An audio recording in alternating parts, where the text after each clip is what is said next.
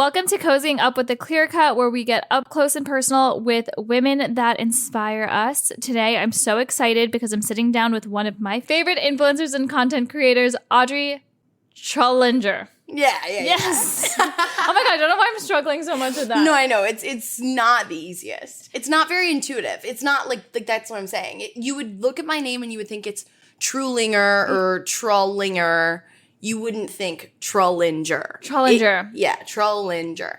Yeah. Audrey Trullinger. Yeah. Influencer, actor, who moved to New York City very recently. You're coming up on 1 year. Coming up on a year. I moved here last summer, so last July, when I graduated college. I've been following you since you were in college. Yes. That was the first time that we ever got connected, was while I was still at Elon down in North Carolina. So tell me a little bit about your journey in your career, because you started while you were in school and you were pursuing acting in school, right? Mm-hmm. So with the influencing stuff, that was a secondary thing. That was never what I, set out to do necessarily. I went to school for musical theater. So I studied musical theater. The goal is to be on Broadway or do TV and film. And that's always what I wanted to do. But then while I was at school, TikTok became a thing. So it was the Charli D'Amelio era of Renegade and all of that. And so I started to make dancing videos because it was a joke. I was sophomore in college. We thought it was funny and it was fun. So we would learn the dances and do them in my sorority house. I was living there at the time. And one of my videos popped off. And I was like, which dance was it? It was such a random dance. Not even a notable one, not one that anybody would remember. I couldn't even tell you what the sound was. But it was really random, and it popped off, and I was like, I'm famous. Mm-hmm. So it had 5,000 likes, and I was like, everybody in this city knows who I am. Because the next day I went to New York for New Year's, and I was like, everyone around here knows who I am. That was literally what I thought in my mind, was oh my God, somebody's going to recognize me from TikTok. Mm-hmm. Crazy that I even thought that in any way, shape, or form. But I was like, wow, it was big. And then I was like, I'm capitalizing. So I started to make more. I started to make more dancing videos. And those did well. But then I was like, I don't really want to do this. And I have a really tough time picking up choreography. Yeah. So teaching myself those TikTok dances actually took me a lot longer than it would take the average person. But I did a good job with them. But I realized that people started to make videos similar to Vine. Mm-hmm. I loved Vine. I don't know if you remember Vine. I loved Vine. Vine was the best. It was the greatest. And honestly, after it got deleted, I would just watch Vine compilations on YouTube. That's all I would do, because it brought me joy. That's what I wanted to do. And so I was like, wait, people are making videos that are similar to those on here now. Mm-hmm. Should I try to make some? And so I started to make relatable, funny videos. And those were what skyrocketed. And those did super, super well. So then I just kept going and I kept doing it. And then COVID happened and we got sent home from school. And so this was pre-COVID. Pre-COVID. This was before COVID, which is crazy to even think that there was a world before that. Yeah, we that. think of the world now as pre-COVID, post-COVID. Yeah, literally. It was just super weird. But it's BC or after death. But yeah, so it was before COVID, and then COVID happened. We got sent home from school, and it was kind of the most ideal situation for my influencing and, content creation career because I just gained a massive following, and I had nothing else to do but make videos. Right. So yeah, I just started, I would try to at least post 2 or 3 a day. I was really, really on top of it because I knew that it would turn into something huge. It already was something huge, but nobody was making money off of TikTok at this point. I mean, some people might have been Charli D'Amelio and Addison Rae and stuff, but other than that, there wasn't really brand deals or anything. But then I guess it was April of 2020, American Eagle reached out and they wanted to work with me. And they're like, what's your rate? And I was like, my rate? I don't know what you mean. I don't know. And at least at the time, you could kind of gauge a rate for Instagram or YouTube. You could Google that. you couldn't Google, what do I charge for a TikTok? Like, Yeah. I had no idea. So I told them $300. I had probably 150,000 followers at the time, and I told them $300. Great deal. They got a great deal. And I knew it. I knew that I undersold myself when they answered my email and were like, yep, good to go. I was like, fuck. I could have charged them so much more. But that is good. Like, if you're starting out and you're like in college, like. I mean, hey, to me, it was $300. Yeah. I was thrilled. Yeah. But yeah, so like I started doing that. And then, so then I signed with a manager and I started to, get brand deals and stuff, which was fantastic. And then, I was just still in school until last year. So I graduated in 2022 and I got an agent for my acting stuff. And then I started auditioning last year. And then I just recently booked a few things. I can't say what I booked, but I did book a few things. So those are coming up. So which is great because like I was feeling really, really discouraged for the past year because it was like I was auditioning for so many things and like all my friends were either doing like national tours or getting on Broadway. And here I am. I'm like, I'm like making videos in my room, which is cool and fantastic and amazing. And, in its own right is successful. But like to me, I'm like, wow, I'm really failing because I haven't booked anything yet. Right. So that's how I was feeling. But luckily I'm feeling a little bit of the uptick again. I think it ebbs and flows. But totally. That's my story. Wow, thank you.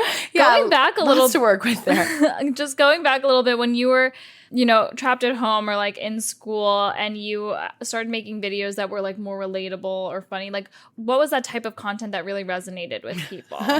So the first thing, I would do a lot of stuff about like liking guys in college. So like, like fuckboys and stuff. So I would make like funny things about that where like, it's like, I don't know how to describe it. Like I would use the sounds and then put funny captions over them.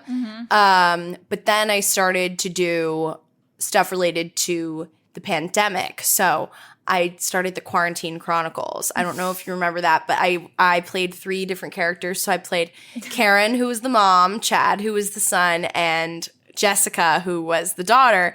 I don't think there was a dad at this.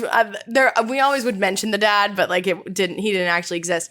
But basically, I had made like a whole sketch of those 3 characters, and then I would make a million different videos of them in different scenarios in quarantine. So then that ended up being, I think it was like a 10 episode series. Like there might have been like 10 of them, but they did really well. People loved that. Then I started to do, I got bored, obviously, because it was COVID and I was a college girl sitting at home doing nothing. So do you know the game Just Dance? I don't. I'm old. You don't know like Wii on Just Dance on Wii? Yeah, I know that. Yeah, but I've never done it personally. Okay, got it. So there's this one dance on, I think it's Just Dance 2, and it's like the song, Rah, Rah, Rasputin. Yeah. Mm-hmm. So there's really funny choreography to it where it's like, hey, and like, Rah, Rah, Rasputin. It's really funny. Mm-hmm. And I always loved that dance when I was younger playing Just Dance. So I was like, how about I learn this choreography and I do it every single day and film myself practicing it every single day and then make a video of me performing it. So then people literally thought it was it was like the most unhinged, weirdest thing ever. But yeah, so I started doing that and I made a video every day for 2 weeks of me doing the Just Dance choreography to Rasputin. And then it culminated in me dressing up as Rasputin and performing it with a wig and a beard and a hat and everything. Yeah. I think there's a common theme in like blending your acting background with your like social media content. 100%. Like I love to play a character and like I feel like with the Rasputin stuff, like I definitely wasn't like playing a character. It was definitely me like until the end when I was doing that, and that was like so funny. But I love to make people laugh. I love to entertain. Like, that's what I grew up doing. So that's really what I like to do on my TikTok. And like, that's what fuels me creatively, like, is making these different characters and sketches and stuff. And yeah, so I definitely fuse it together. I also think, you know, anybody can make like a funny video that's like relatable, but if it's, you know, when you actually have like an actor doing it, I think it's, you know, it kind of steps it up a level. And I think that's why my videos like perform pretty well when I do that. Yeah. And how did you like balance, you know, your school and like kind of like content creation and making like so many videos all the time? Yeah, I don't know. Like right now, like now I look back and I don't understand how I did it. But it was kind of like, you know, with school, it was kind of, I would go to class, whatever I did in class, I could leave in class, and as long as I didn't have like a paper or homework, and then I could go do the content creation and then also have my social life. And I also kind of like fused it all together. Like I would make vlogs and stuff, but also, you know, I would just look around me and think of how I could make videos efficiently. So like, say I was like in my car, I was like, oh, let me make a Jeep girl video because I'm in my Jeep and I know what Jeep girls say. So let me just make fun of them, AKA make fun of myself, which is me. It's half the time. If you ever see anything of me being like POV, that girl, typically it's me that I'm making fun of. But it was tough, definitely, but like it wasn't impossible. And now I look back and I don't understand how I did it. But I think I just made time for it. Did like your social media fame like influence your like social life in school? Because I feel like in New York City, there's like tons of influencers, like, and it's like easier because you're like living your life. But like, if you're in a small town or in a small school, does that like play any role into? It was, like, yes, but I don't know how to describe it because it was when I came back junior year, I probably had 500,000 on TikTok. So that was what I had at the time. So then everybody was like, oh my God, Audrey, like you're TikTok famous now. Like you're TikTok famous. And I was like, I don't know. Like I don't feel famous in any way.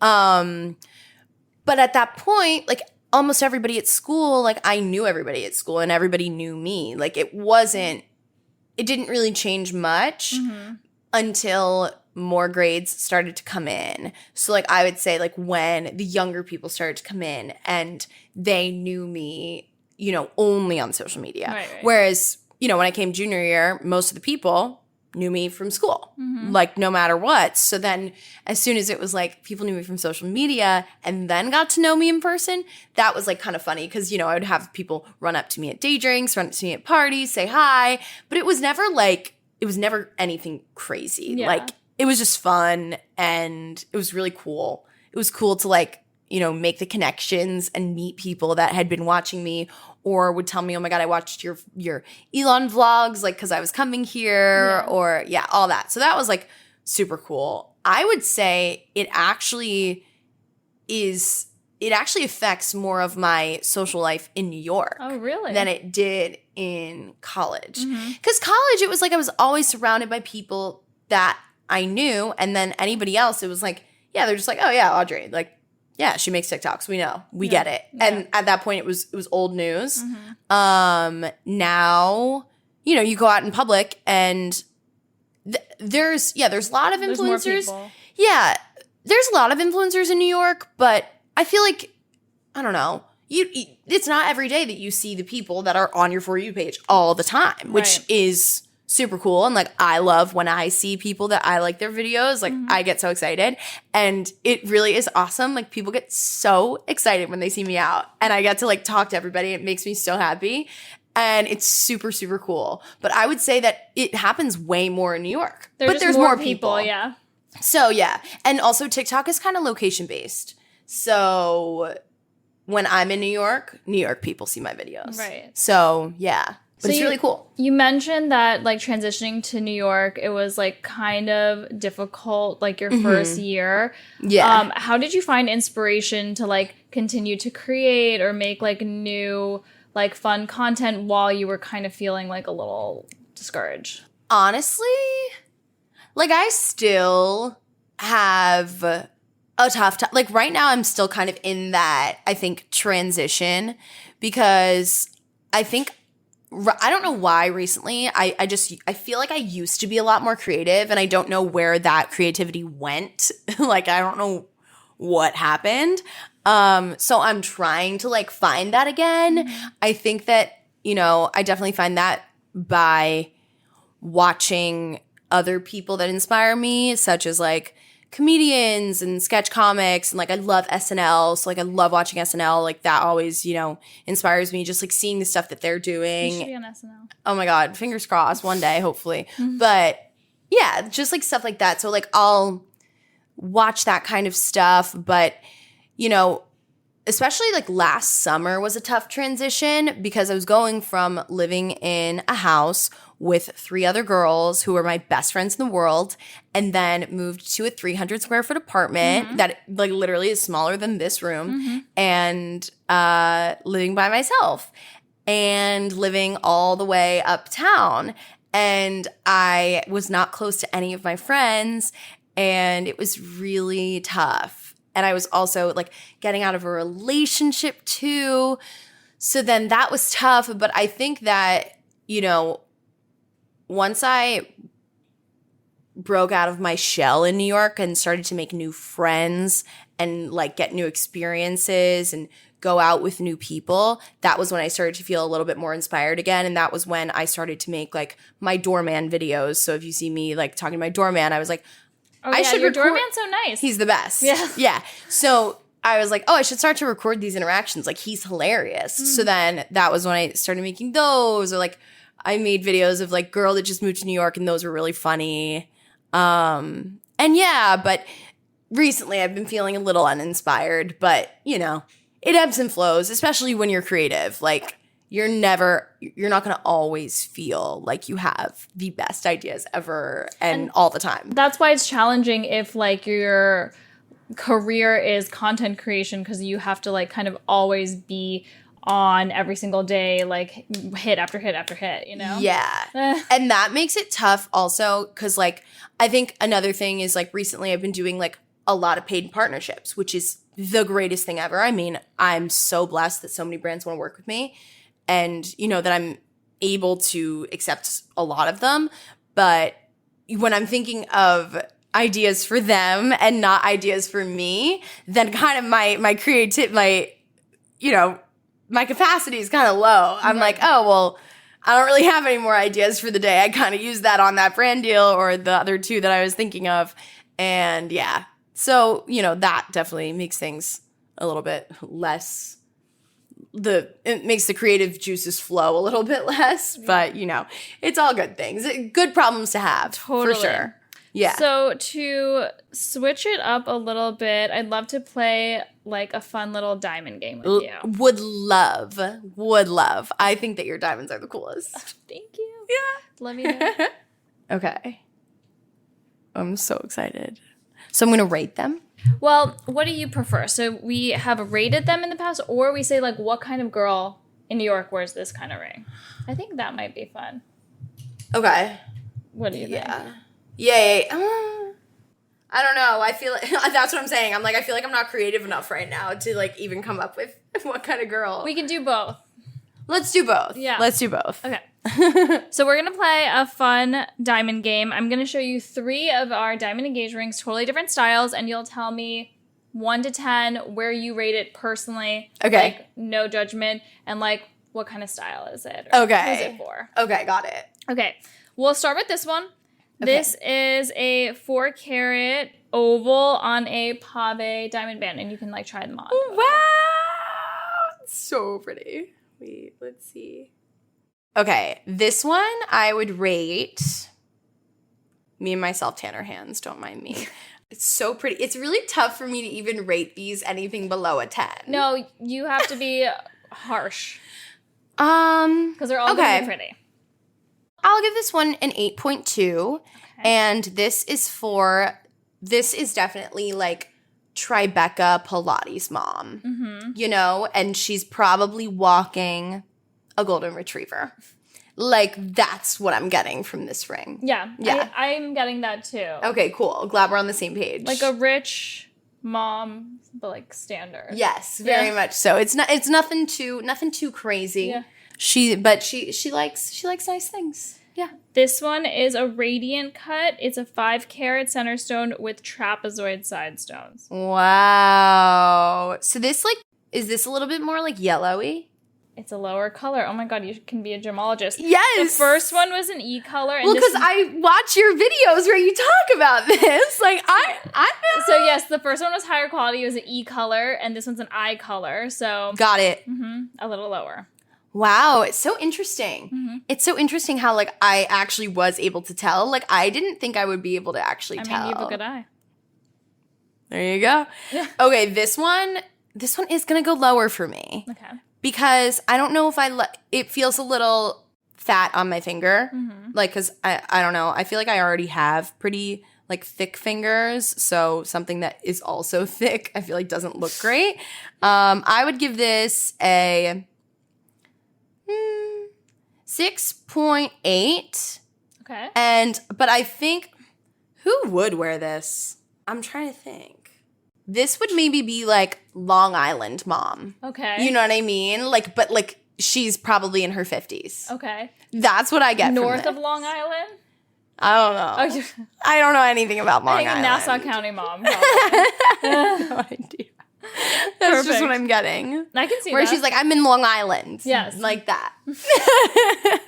The more finger coverage for that. Yes. This one is an 8.5 carat 8.5. antique cushion cut set on a yellow gold band. Whoa. What clarity is this? Can you tell? It's a little bit yellower. So this is the lowest color because it's really? Yes. So that's an M color. But Okay. since it's antique, it faces up a little bit whiter, so it's not going to be. It does. It doesn't look as yellow. It doesn't look that much yellower than this, even though it is lower in the scale. So antiques, you can go a little lower. Got it. Wow. This is sick.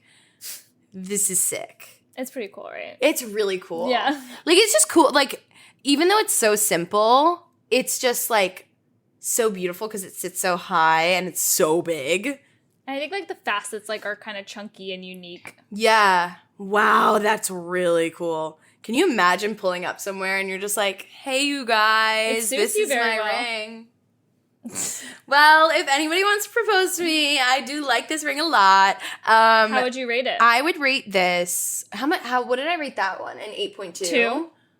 I would give this a 9.1 for sure. Definitely a 9.1. This is really cool. I mean, if it was like a higher clarity or higher color, then it would probably be higher. I think I would say a 9.7. But who would wear this? Me. I don't know who would wear this. It's definitely giving Upper East Side. I mean, yeah. Like if you're gonna live in the Upper East Side, you gotta have an 8-carat ring. Yeah, totally. But no, this is stunning. Love her. Love her. Thank you so much for playing. Oh my god, thanks for having me play. It's so fun. I love looking at them. Awesome. Wait, what's like the price of all those? I'm so curious. So they range. I would say this one's probably the most expensive because of the color quality. Yeah. This one's probably around like $85K. Okay. This one is closer to like $65, $70. Okay. And then let me check this 8.5 carat, but I think it's similar to that one. Got Not it. like crazy. Oh, okay. No big deal. Not like that crazy. Nothing too crazy. Okay. Oh yeah, $88K for this one. Okay. That's not like it's crazy. Like you know, it's But it's not like $1 million or anything. No. Anyway, I'll make sure I tell my future fiance that we're going to you. Okay, amazing. That'll be so sick. And now we kind of know like what you're looking for. Yeah. So what, now that you are here pursuing your acting career, like what are your like goals in terms of your profession for the next like 5-10 years? Yeah, it's a good question. So like I said, I love SNL. I would love to, end up there someday. I don't think that would happen within the next 5 years, maybe more like the next maybe You what? know. You know what? Let's not put that bad energy into the world. I think it could potentially happen. I want to get into more sketch comedy in the city. So like, doing improv classes and working with other sketch comedians and, creating stuff with them, because obviously my ideas can only go so far because it's only me, doing them on my TikTok. But if I can actually like flesh out like a little sketch with multiple characters and actors to play it, then that's also more fun, and you can just go further with that. So I'd like to tap into that more, and then hopefully one day end up on SNL and do that kind of stuff. But I also do love TV and film, and I would love to do something on a streaming platform, like like Outer Banks, like all of those shows did so well, and I love that type of stuff. So I mean, that would be a dream to be a lead in one of those shows. Or Summer I Turned Pretty, I love that show. Like if I could have been a lead on that show, I would have been thrilled. Like something like that. I just love the vibes. Like, and it was just so good, and I'm so excited. It's coming back out, I think in the end of June or July. And then I also want to play Glinda in Wicked, and I'm actually going to see Wicked tomorrow night, which I'm so excited about. But yeah, no, I really want to play Glinda. That's like, but it's really, what's funny is that that's really the only place that I see myself on Broadway right now. There's not a ton of shows where I'm like, oh yeah, I could be in that, I could be in that, I could be in that. I really only see it in Glinda and Wicked. Mm-hmm. Except for Sweeney Todd. I could be Joanna in Sweeney Todd, but somebody else is playing it right now. So, and it's a revival, so it probably won't be running for super long. But yeah.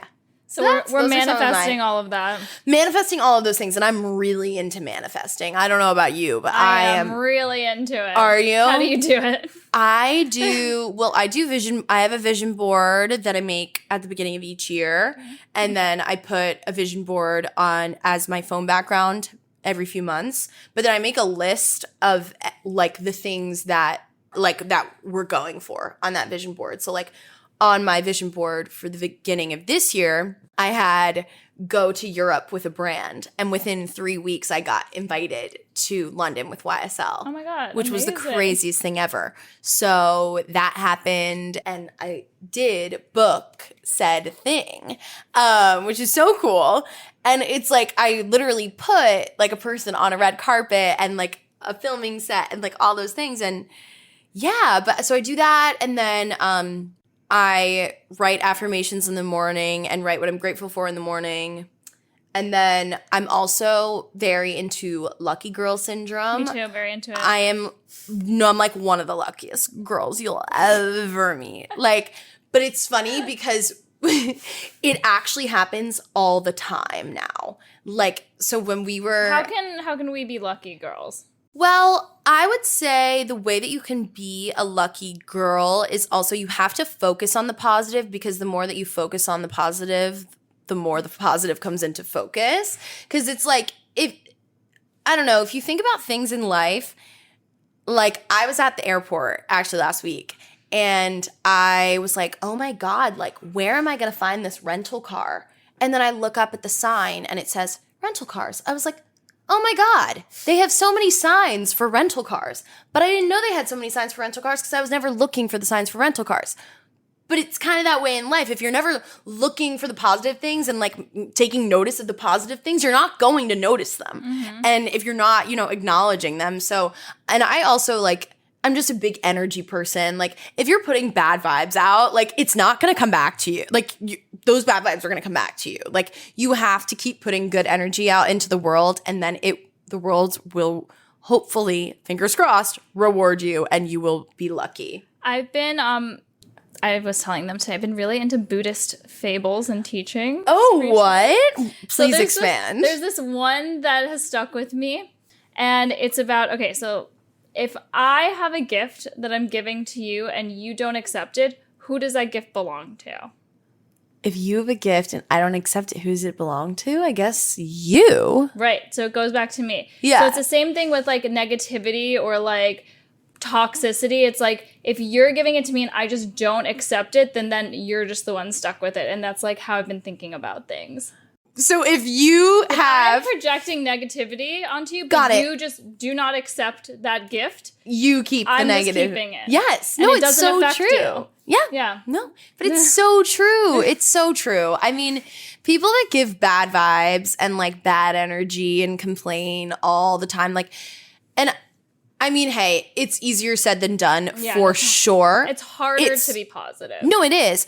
But I think also, like, I think for me, I made a TikTok. It's in my drafts. I made a TikTok the other day because I was like, you know, I'm at this point in my life where I'm like, things are going so well. I feel like something bad has to happen. Like, what's gonna happen? And then I was like, wait a minute.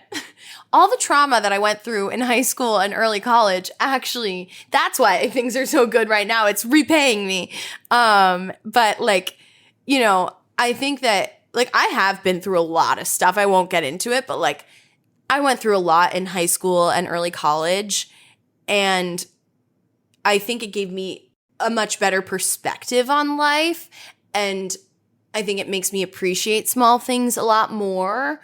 And, you know, that's why, like, I never understand, like, when people are complaining. I'm like, it could be a lot worse. Yeah. Like, we shouldn't be complaining that. I can't even think of an example, but, you know, it's just kind of, it's crazy to me because I'm just like, oh, come on. Like, it could be so much worse. And if you just, like, take a step back at the end of the day, like, you have a roof over your head, you have a family or friends that love you, like, things are going to be okay. Yeah. And yeah, I don't know. I think that way a lot. And yeah.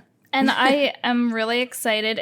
Are there any like projects you can share with us that you're working on? Literally no, which is so crazy. Is both of them I like can't talk about just yet. There are big things that we can look out for. Big things you can look out for. Yeah, no, it's really exciting. Yeah. Where can people like follow you?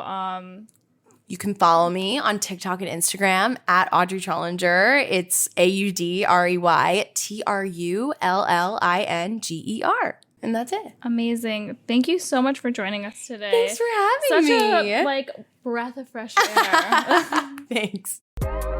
I'm Olivia Landau, founder of The Clear Cut, and you just listened to Cozying Up, where we feature women that inspire us. You can tune into episodes wherever you listen to your favorite shows and find us on social media at The Clear Cut.